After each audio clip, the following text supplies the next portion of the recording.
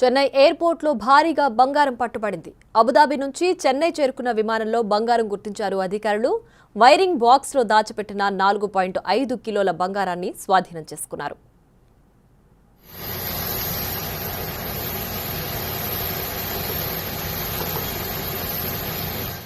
చెన్నై ఎయిర్పోర్ట్లో బంగారం అక్రమంగా తరలిస్తూ ఇటీవల చాలా మంది పట్టుబడుతున్నారు.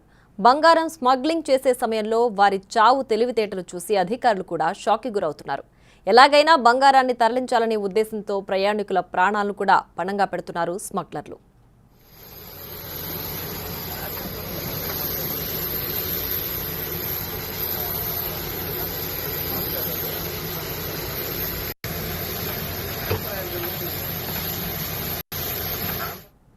ఈ రోజు తెల్లవారుజామున అబుదాబి నుంచి వచ్చిన విమానం చెన్నైలో ల్యాండ్ అయింది.